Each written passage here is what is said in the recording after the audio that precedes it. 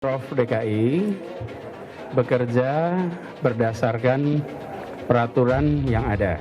Ketika kita mendengar kabar ada sebuah kegiatan, maka secara proaktif mengingatkan tentang ketentuan yang ada. Dan ini dilakukan oleh Jakarta. Maka pelanggaran itu ditindak sesegera mungkin. Dalam waktu kurang dari 24 jam, Pemprov DKI menegakkan aturan. Artinya yang melanggar ya harus ditindak. Itulah yang kita lakukan. Jadi ini penyidik sudah mengirimkan surat kepada Gubernur DKI, dua Kapolda yang tidak melaksanakan perintah dalam menegakkan protokol kesehatan. Maka diberikan sanksi berupa pencopotan, yaitu Kapolda Metro Jaya. Kemudian yang kedua adalah Kapolda Jawa Barat.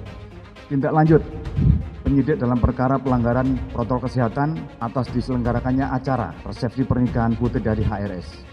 Jangan kita biarkan persatuan dan kesatuan bangsa itu hilang atau dikaburkan oleh provokasi dan ambisi yang dibungkus dengan berbagai identitas. Tidak satupun musuh yang dibiarkan, apalagi melakukan upaya-upaya berupa ancaman dan gangguan terhadap cita-cita luhur bangsa dan negara Indonesia. Sebab akibat ya adanya aksi maka ada reaksi. Jadi, kami sebagai umat Islam yang mencintai ulama tentu kami tersinggung.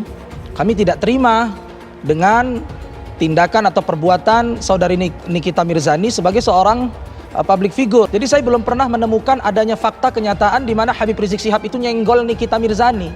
Pernyataan Nikita Mirzani yang diduga kuat mengandung unsur penghinaan dan penistaan kepada sosok ulama besar Al-Habib Muhammad Rizik bin Hussein Syihab. Kata kasar atau tidak kasar itu kan asumtif, tergantung siapa yang menilai, tergantung kultur masing-masing.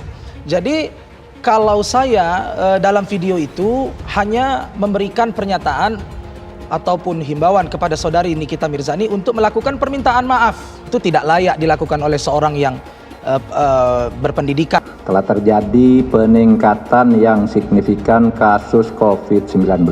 Pemerintah sebenarnya telah memperingatkan gubernur provinsi daerah khusus ibu kota Jakarta untuk meminta penyelenggara agar mematuhi protokol kesehatan. Sekali lagi, penegakan protokol kesehatan di ibu kota merupakan kewenangan pemerintah provinsi daerah khusus ibu kota Jakarta berdasar hierarki kewenangan dan peraturan perundang-undangan. Negara tidak boleh kalah dan tidak boleh melakukan pembiaran terhadap aksi-aksi pelanggar aturan. Bahwa pemerintah akan menindak tegas dan melakukan penegakan hukum bila masih melakukan pengumpulan massa dalam jumlah besar. Kepada aparat keamanan, pemerintah meminta untuk tidak ragu dan bertindak tegas. Pemerintah juga akan memberikan sanksi kepada aparat keamanan yang tidak mampu bertindak tegas.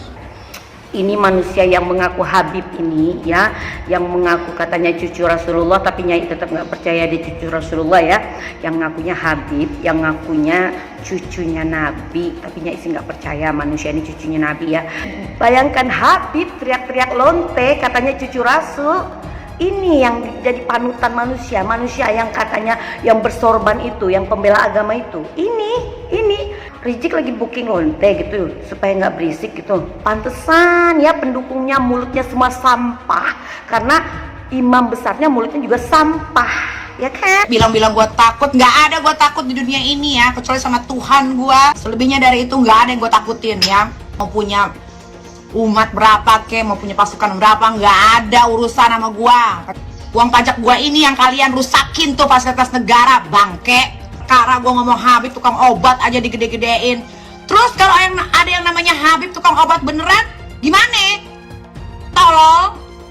Daripada lo jadi pengikut mereka, mending lo jadi pengikut gue. Jelas duitnya. Anjing lo pada cuma nyusahin negara doang lo. ada lonte hina Habib.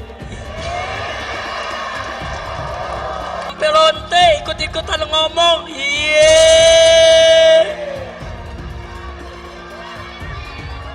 Saudara, saya nggak marah. Cuman ada umat yang marah, ngancam mengepung lonte. Polisi kalang kabut jagain lonte, iya.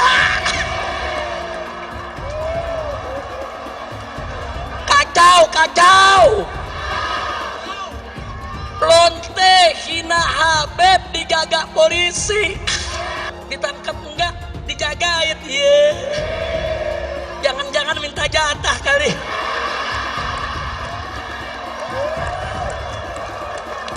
Ketika bicara mengingkari janji atau tidak, maka lihatlah janjinya. Janjinya apa? Kenyataannya apa? Jadi pemimpin itu berpihak dulu. Ada keberpihakan. Dari keberpihakan dibuat mekanisme aturannya.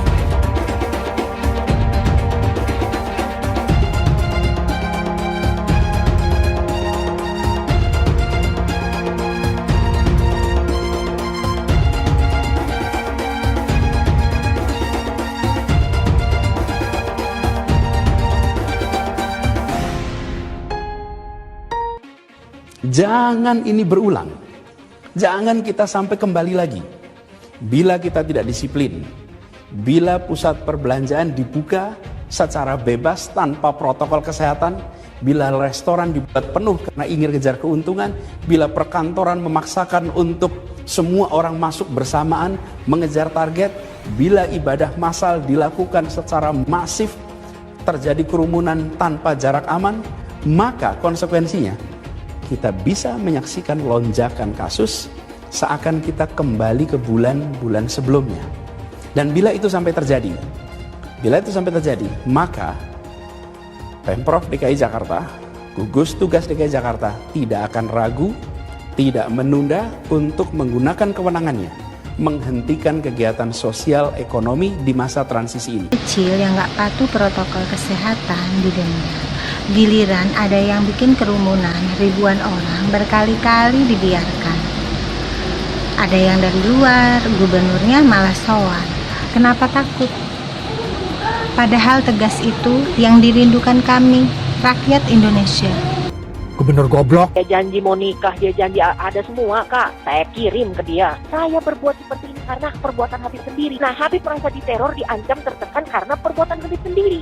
Oh, Firza berarti bohong. Firza tidak hapus chat. Oh, tidak, saya hapus sih. Saya tidak mau sakit sendiri. Kayak gitu. Habib Rizik Syihab, mereka adalah penista agama, sudah dilaporkan bertahun-tahun, tetapi tetap saja tidak ditangkap oleh polisi karena polisi takut oleh umat mayoritas agama Islam. Saya tekankan sama kau, ya, kau coba-coba bermain rasis, radikal, kau camkan itu kadrun, saya sampaikan. Saya mengajak seluruh elemen masyarakat, mari kita bersatu, berkumpul untuk mengusir FPI. Sudah saatnya kita bertindak, karena selama ini kita membiarkan mereka merajalela, bertindak seenak-enaknya, sesuka hatinya. Saya mengatakan perang dengan FPI, bubarkan FPI. Mari kita bersatu semuanya, bergerak untuk mengusir FPI dari Indonesia. Si Rizik Gendruwo, para pengikut-pengikutnya semua adalah asu babi ngepet yang lapar sajen. Jangan ganggu Indonesia. Kalian tidak usah berkoar-koar. Itu si Rizik Gendruwo imam apa? Imamnya FPI, tidak usah macam-macam. Lihat apa yang dilakukan front penghancur Islam. Lihat dengan ngancur-ngancurin sana sini. Pancasila Soekarno, ketuhanan ada di pantat. Anak Tuhan dari mana? Kalau Yesus anak Tuhan, bidangnya siapa? Besok di seluruh wilayah Indonesia akan katakan bahwa padahal dia minoritas. Dia mulai tahu pertama kafir, kedua goblok. Kitab Bible Kristen itu bohong. Saya bukan mengatakan Bible Kristen fiksi. Bible Kristen itu palsu. Karena di salib itu ada jin kafir. Karena di salib itu ada jin kafir. Karena di salib itu ada jin kafir. Haleluya. Kemudian na'udzubillah min dzalik. Anda pilih orang kafir, berarti Anda telah menyerahkan urusan umat Islam ke tangan orang kafir. Gus Dur itu buta mata juga buta hati. Jarang, saya belum pernah nengok Cina kerasukan setan. Pernah tak Ahok itu kerasukan setan? Enggak, setannya juga pernah. Karena sesama setan dilarang saling menggoda. Saya nggak pernah mundur untuk kebenaran, keadilan, kejujuran. Dan peri kemanusiaan, gue nggak pernah mundur. Dan gue nggak pernah takut juga sama lu. Siapapun yang rasis, gue akan hadapin. Gue bilang. Karena rasis itu dia berperi kemanusiaan. Sama saya ditanya dulu kan, kamu nyesel nggak statement kamu di Pulau Seribu sehingga masih masuk penjara? Tidak pernah nyesel. Karena saya mengatakan kebenaran. Kalau itu ada ormas yang seperti itu, ya kita gebuk. Gebuk kita tendang. Sudah jelas itu. Jangan ditanyakan lagi. Hai teman-teman, saya mau memperlihatkan transaksi saya hari ini lakukan trading di eToro. Ini bukti transaksi saya untung $4.500 US, itu sekitar 68 juta rupiah. Semua keuntungan bisa saya dapatkan dengan fasilitas copy trading di eToro. Kalau saya bisa, kalian juga bisa guys. Oke, itu yang mau saya tunjukkan. Like video ini sekarang juga dan gunakan link di kolom deskripsi, maka kalian berhak dapat bonus kalian. Promo ini ada masa waktunya, jadi jangan ketinggalan. Bukan cuma itu saja, transaksi tidak dikenakan fee, baik itu investasi saham, trading forex, komoditas, bitcoin, dan lainnya. Kalian bisa melakukan transaksi berapa kali pun atau unlimited trading. Dan tidak ada fee sama sekali. Jika transaksi di tempat lain sudah berapa fee-nya. Setelah nonton video ini, ayo bergabung dengan eToro hari ini, gratis dan tidak ada minimal deposit. Pastikan kalian menggunakan link di kolom deskripsi untuk mendapatkan welcome bonus. Kalian bisa menggunakan bonus $100.000 di akun virtual untuk latihan. Bukan cuma itu, kalian akan dapat kelas trading online gratis senilai 3 juta rupiah atau $200 jika kalian deposit di bulan ini. Selamat menonton guys, enjoy! Hai semua, dengan saya Jonas Leong. Terima kasih banyak buat kalian penonton setia yang selalu menonton di channel ini. Saya secara personal sangat menghargai waktu kalian. Dan saya sudah menganggap kalian sebagai family karena kalian selalu support di channel ini. Bagi kalian yang selalu menuliskan opini kalian di kolom komen, saya baca komen kalian satu persatu. Saya baca komen kalian untuk mengetahui opini kalian, tanggapan kalian, dan masukan kalian sangat berguna untuk video selanjutnya. Terima kasih banyak buat kalian yang selalu menekan tombol like di awal video. Video seperti ini membutuhkan waktu dan juga research. Dan ini semua gratis untuk kalian. Jadi pastikan kalian menekan tombol like-nya supaya saya mengetahui kalian menyukai konten yang saya bagikan. Jadi apa yang terjadi ini harus diketahui secara cerdas oleh masyarakat, oleh media, oleh ruang publik bahwa ini hanya terkait dengan hukum sebab akibat, ya, adanya aksi maka ada reaksi. Jadi apa yang saya utarakan di sosial media terkait dengan dugaan pencemaran nama baik atau ujaran kebencian, hinaan yang dilakukan saudari Nikita Mirzani itu merupakan reaksi. Jadi kami sebagai umat Islam yang mencintai ulama, tentu kami tersinggung. Kami tidak terima dengan tindakan atau perbuatan saudari Nikita Mirzani sebagai seorang public figure. Itu tidak layak dilakukan oleh seorang yang berpendidikan, terpelajar. Yang saya herankan seperti ini, sejarah perjalanan dakwah Habib Muhammad Rizik bin Hussein Shihab di Negara Kesatuan Republik Indonesia tercinta ini, beliau tidak pernah itu ngurusin yang namanya perempuan, artis, itu nggak pernah. Jadi saya belum pernah menemukan adanya fakta kenyataan di mana Habib Rizik Shihab itu nyenggol Nikita Mirzani, ya, ngusik Nikita Mirzani. Itu yang saya herankan. Lalu kenapa Nikita Mirzani dalam hal ini di saat umat Islam sedang euforia menyambut kepulangan ulamanya yang kurang lebih beberapa tahun tidak pulang-pulang, ya, hijrah ke Mekah, kemudian umat menyambut dengan penuh cinta sampai bandara dipenuhi oleh simpatisan, oleh pecintanya, loversnya. Kemudian tiba-tiba muncul pernyataan Nikita Mirzani yang diduga kuat mengandung unsur penghinaan dan penistaan kepada sosok ulama besar Al-Habib Muhammad Rizik bin Hussein Shihab. Kami tersinggung, kami tidak terima. Jadi apa yang kami lakukan ini sebetulnya hanyalah reaksi dari adanya aksi itu. Kata kasar atau tidak kasar itu kan asumtif, tergantung siapa yang menilai, tergantung kultur masing-masing. Jadi kalau saya dalam video itu hanya memberikan pernyataan ataupun himbauan kepada saudari Nikita Mirzani untuk melakukan permintaan maaf. Ya, permintaan maaf, permohonan maaf secara terbuka sebagaimana beliau juga sudah melakukan tindakan yang diduga kuat.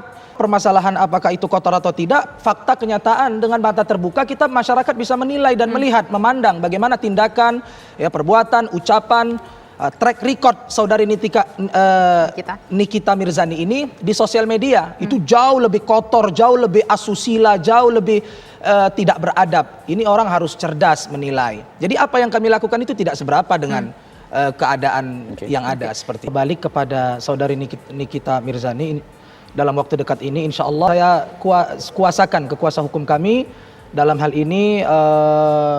Ibu Elsa Syarif dan Bapak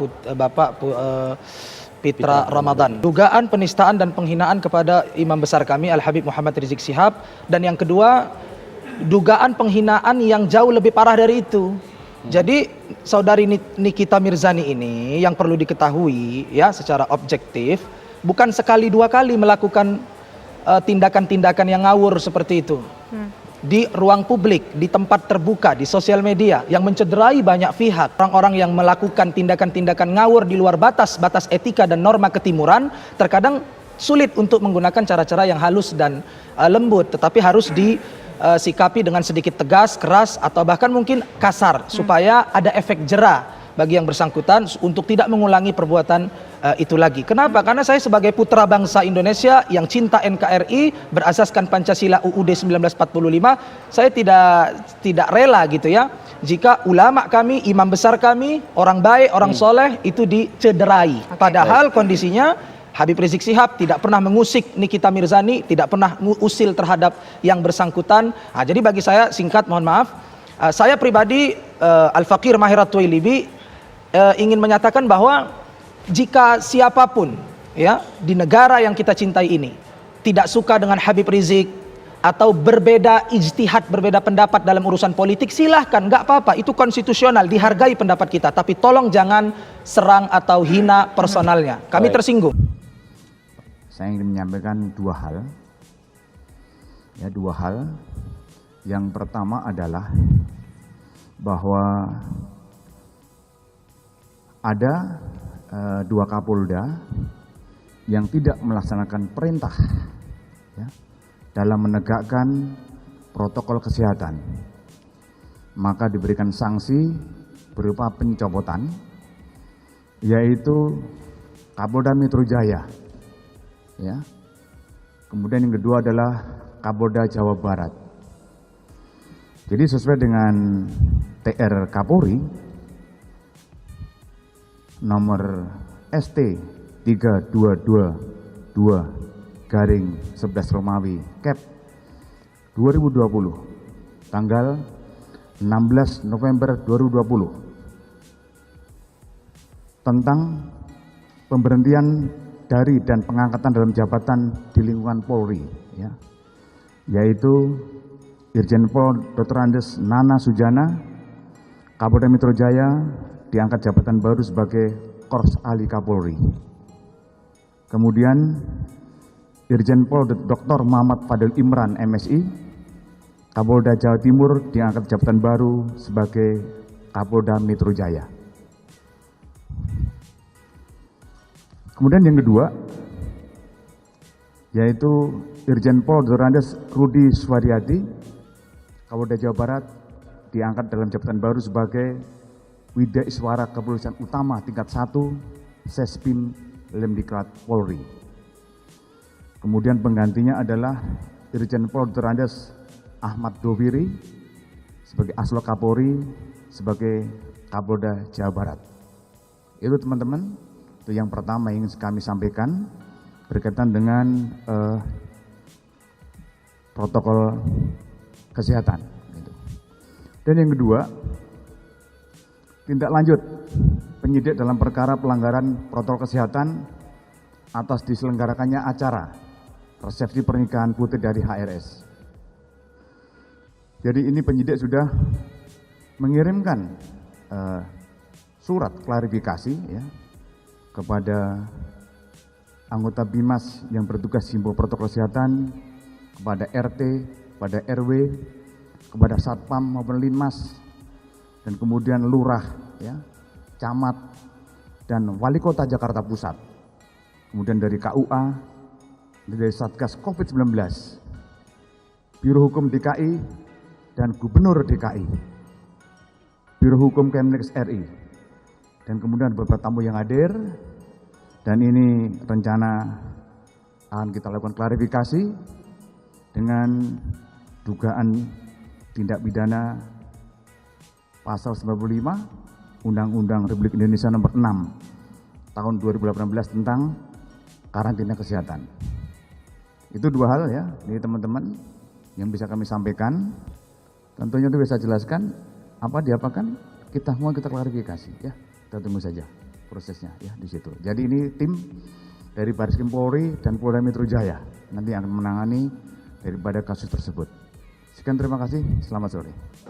Mencermati perkembangan satu pekan terakhir, telah terjadi peningkatan yang signifikan kasus COVID-19. Sementara pada saat yang sama terjadi pula kerumunan massa dalam jumlah besar, terutama sejak hari Selasa, tanggal 10 hingga tanggal 13 November di wilayah DKI, Jakarta, dan Jawa Barat dan sekitarnya.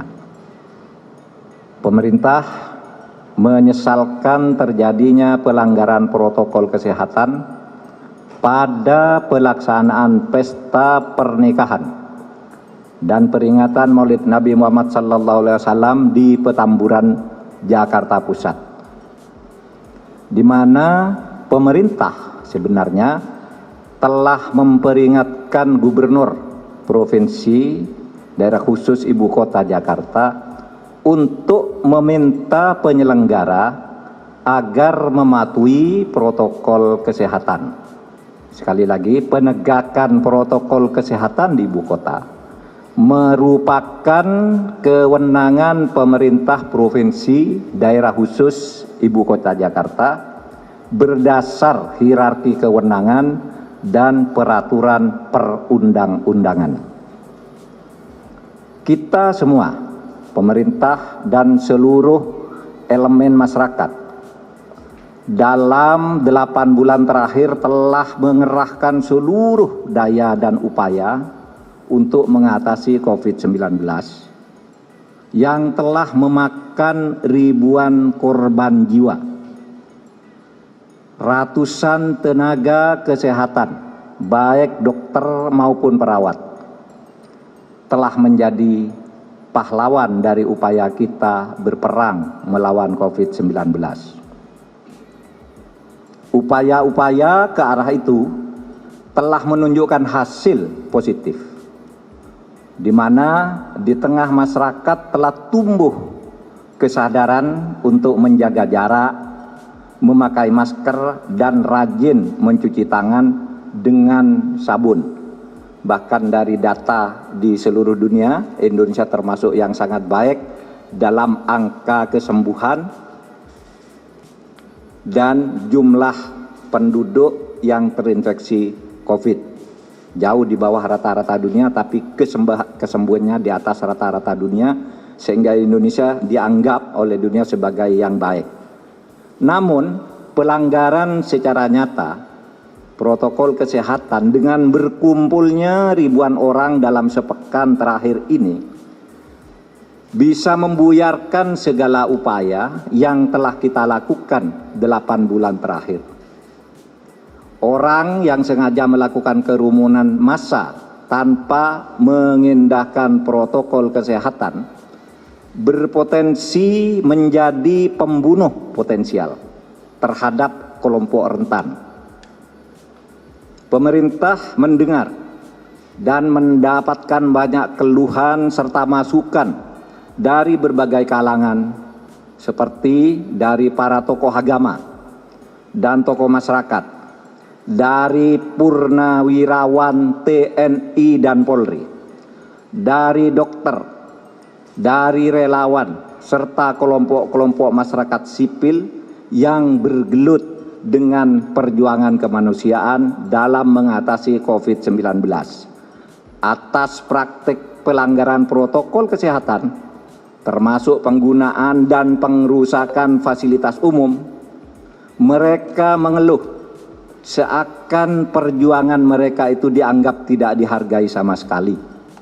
Bahkan mereka mengatakan negara tidak boleh kalah dan tidak boleh melakukan pembiaran terhadap aksi-aksi pelanggar aturan, pembangkangan, premanisme, dan pemaksaan kehendak, serta tindakan-tindakan lain yang dapat mengoyak persatuan dan kesatuan bangsa dan negara. Oleh karena itu,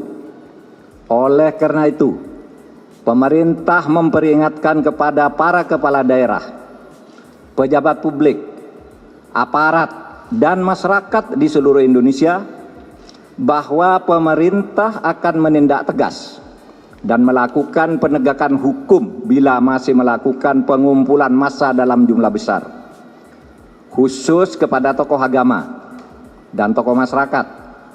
Diharapkan untuk memberikan contoh dan teladan kepada semua warga agar mematuhi protokol kesehatan. Kepada aparat keamanan, pemerintah meminta untuk tidak ragu dan bertindak tegas dalam memastikan protokol kesehatan dapat dipatuhi dengan baik. Pemerintah juga akan memberikan sanksi kepada aparat keamanan yang tidak mampu bertindak tegas dalam memastikan terlaksananya protokol kesehatan COVID-19. Yang gua sekarang, tuh, lu lihat jambul gua. Udah lagi bukan jambul katulistiwa, lu lihat bulu mata gua ini. Udah bukan pakai bulu mata biasa, pakai bulu jembut. Dicampur sama bulu ketek, tahu kalian? Hah? Tolol. Bilang-bilang gue takut, nggak ada gue takut di dunia ini ya, kecuali sama Tuhan gue, sama orang tua gue yang sudah almarhum dan anak-anak gue. Selebihnya dari itu nggak ada yang gue takutin ya. Mau siapa kek, mau punya umat berapa kek, mau punya pasukan berapa, nggak ada urusan sama gue. Kecuali lu udah makan petir, ya, udah makan batu, makan tai, baru gue takut ya. Kalau masih makan nasi, nih nasi begini, nggak ada gue takut-takutnya. Paham lo? Lu mau punya pasukan berapa juga kagak takut gua. Gua ini warga Indonesia ya. Warga Indonesia yang taat pajak, tahu peraturan ya. Gua ini ya pemasok juga keuangan negara.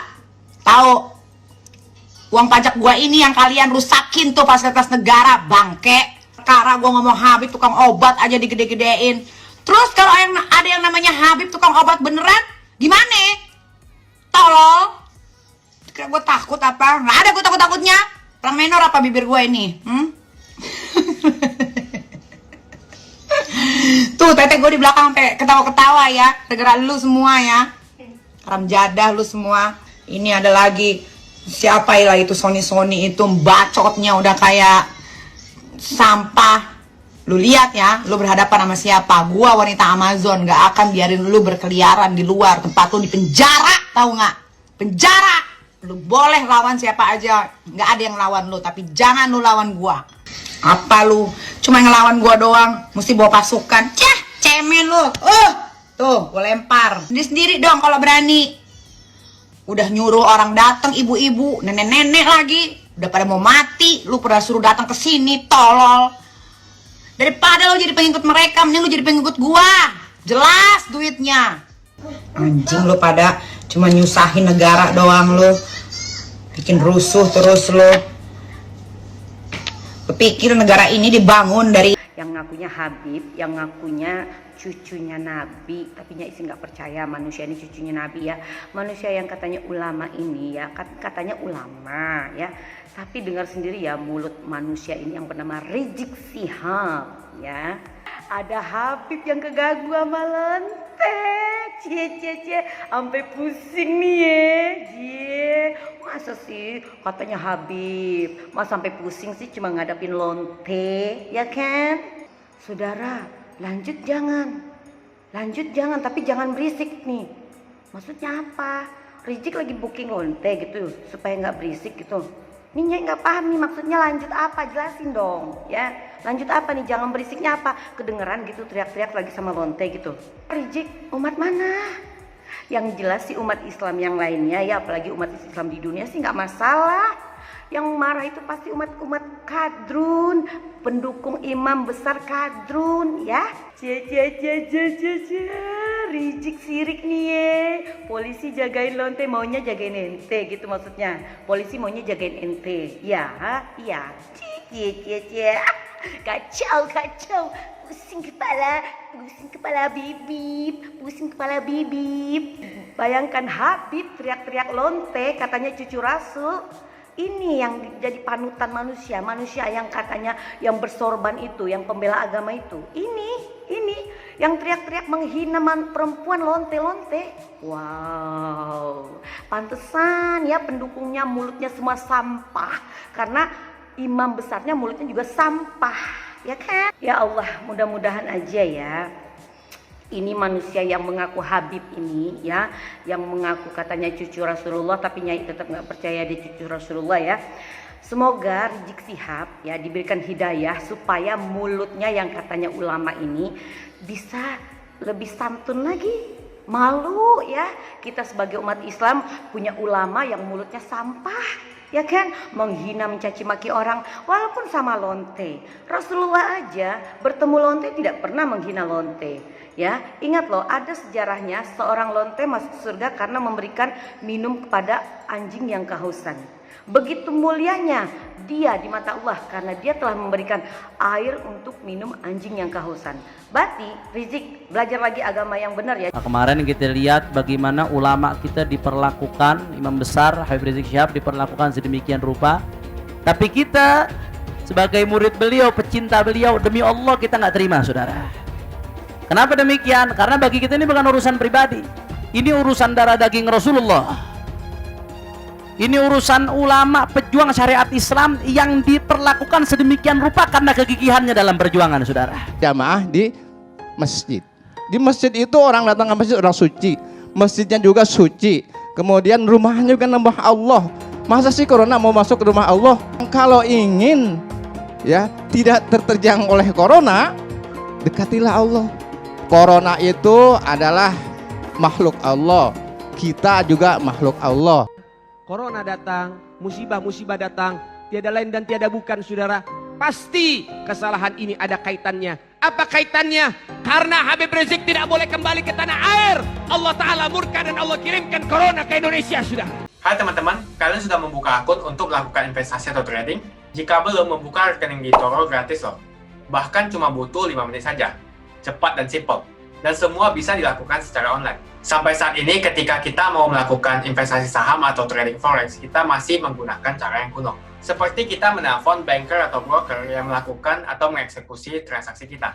Tapi apakah kalian tahu di Toro kita membeli saham atau forex, kita cuma login, lalu memilih apa yang kita mau, lalu masukin angka berapa banyak yang ingin kita beli, lalu tinggal klik. Sesimpel itu. Sampai saat ini kita bingung mau investasi saham luar negeri, trading forex, komoditas, dan cryptocurrency di mana tepatnya. Kita bisa transaksi semua trading ini di Toro. Di Toro merupakan one-stop shopping. Sampai saat ini kita membayar fee di setiap transaksi kepada banker atau broker. Setiap kita melakukan transaksi jual beli, biasanya kita dipotong fee oleh platform kita. Kalau dalam 1 bulan kalian melakukan transaksi 1 kali, mungkin tidak terasa. Coba kalian melakukan trading sebanyak 100 kali. Sudah berapa fee-nya? Misalnya kalian membeli saham Google dengan fee per transaksi $10. Jika kalian membeli saham Google 10 kali, maka fee transaksi sudah $100. Belum lagi kita akan dikenakan fee ketika kita menjual saham itu. Itulah sebabnya saya memilih eToro, karena tidak ada fee sama sekali. Saya ulangi, di eToro tidak ada fee sama sekali ketika kalian melakukan transaksi. Dan yang kedua, kalian bisa melakukan unlimited trading atau trading sebanyak apapun. Ya, kalian bisa melakukan trading 10 kali, 100 kali, 1000 kali dalam sehari tanpa dikenakan fee. Jadi berapa banyak uang yang kita hemat dari fee saja. Sampai saat ini ketika uang dana kita dikelola oleh manajer keuangan, terkadang kita tidak diberitahu ketika akan melakukan transaksi. Bahkan investasi kita dipotong biaya. Dan kita dibikin bingung karena kurangnya transparansi. Kita juga bingung memilih investasi manajer yang bagus untuk mengelola investasi kita. Alhasil, investasi kita bukannya untung malah rugi. Bahkan yang lebih ekstrim, kita tertipu oleh manajer investasi yang ilegal. Tapi apakah kalian tahu di Toro ada fasilitas yang namanya copy trade, di mana kita bisa menduplikasikan investasi atau trading yang dilakukan oleh trader profesional. Semua data terbuka dan transparan dan kita bisa melihat performance sampai 10 tahun yang lalu. Dengan fasilitas ini, kamu tidak usah lagi menelpon manajer keuangan kamu untuk melakukan trading. Atau pusing investasi kamu merugi dikelola oleh manajer keuangan. Di eToro, kita bisa memilih investor profesional yang sesuai dengan yang kita sukai. Dan di eToro banyak sekali profesional investor yang keuntungannya di atas 50%. Bulan ini saya profit 140%. Jika kalian ingin profit seperti saya, kalian tinggal menggunakan fasilitas copy trade. Jadi ketika saya profit, maka otomatis kalian akan mendapatkan profit.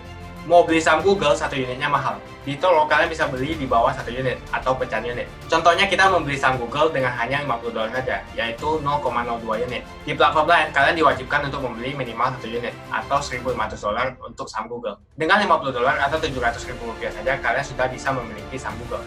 Menarik bukan? Saya sudah lama menggunakan eToro dan minggu ini saya profit 140%. Jadi bergabunglah dengan eToro dan mulai profit hari ini. Jadi apa yang kalian tunggu? Mendingan kalian cobain sendiri aja deh. Tutorial bisa kalian cek di kolom deskripsi dan kalian harus menggunakan link di kolom deskripsi untuk mendapatkan welcome bonus. Jika tidak, maka tidak akan mendapatkan bonus. Dan gunakan bonus $100.000 di akun virtual Anda untuk mengenal lebih jauh tentang eToro atau bisa digunakan untuk latihan. Bukan cuma itu, kalian akan dapatkan kelas trading gratis yang nilainya Rp3 juta jika kalian deposit di bulan ini. Kasih banyak buat kalian yang nggak skip dan nonton video ini sampai habis. Saya secara personal sangat menghargai waktu kalian. Makasih banyak buat kalian yang sudah tekan tombol subscribe, dan makasih banyak buat kalian yang sudah tekan tombol loncengnya. Jangan lupa bagikan informasi ini ke teman atau family Anda. Mungkin teman atau family Anda membutuhkan investasi ini. Oke guys, sekian dulu dari saya. Jangan lupa follow Instagram saya di @johannesleongofficial untuk kata-kata motivasi setiap harinya. Bagi kalian yang termotivasi nonton video ini, ayo like video ini dan subscribe di channel ini. Dan buat kalian yang sudah subscribe di channel ini, jangan lupa tekan tombol loncengnya, supaya kalian mendapatkan notifikasi setiap kali saya upload video. Hai teman-teman, terima kasih banyak buat kalian yang sudah menekan tombol join atau sudah bergabung di channel YouTube Jonas Leong. Ini adalah salah satu fitur dari YouTube di mana kalian bisa mensupport channel Jonas Leong untuk lebih semangat membuat konten-konten lainnya. Apa kelebihan ketika kalian join membernya Jonas Leong? Yang pertama, kalian akan mendapatkan badge atau tanda khusus untuk kalian semua, seperti ini. Kita mulai dari new member, 1 bulan, 2 bulan, 6 bulan, 1 tahun, dan juga 2 tahun. Jadi semakin lama kalian berlangganan dengan membershipnya Jonas Leong, maka badge Anda akan berevolusi menjadi lebih bagus dan menjadi lebih baik lagi. Yang kedua, kalian bisa menggunakan banyak emoticon yang bisa Anda pakai, seperti ini. Jadi kalian bisa berekspresi menggunakan emoticon yang sudah saya sesuaikan untuk kalian semua pendukung Jonas Leong. Tentu saja ada perbedaan antara orang yang belum membership dan sudah. Dari segi tampilan nama yang di-highlight dan juga logo di samping nama ketika Anda komen. Dan juga komen kalian akan lebih sering saya reply dan juga akan saya pin atau feature di setiap video.